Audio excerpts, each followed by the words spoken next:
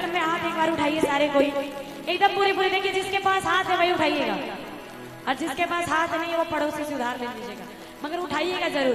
एकदम सीधे सीधे लंबे लंबे एकदम पूरे पूरे। और ताली सभी की एक साथ बजनी चाहिए, ठीक है?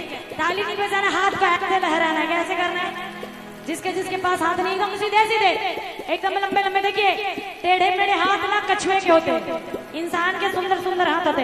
तो जिनका इंसान का वही उठाना और कहना है कैसे कि भैले भोरा हरियाणा भवानी मैया, भैले भोरा हरियाणा, भैले भोरा हरियाणा भवानी मैया, भैले भोरा हरियाणा।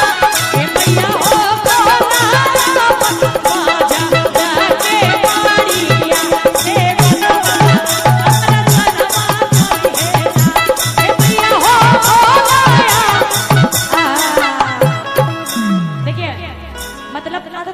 हो जाता है।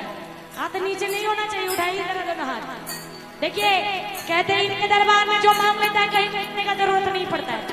कहते हैं कि हाथ उठाओ, हाथ उठाओ। कहाँ की रीत है? ये हमारे जागरण की रीत है। जरा उठाइए दोनों हाथ एकदम पूरे पूरे और कहना है कैसे कि भैले भोला हरियाणा भवानी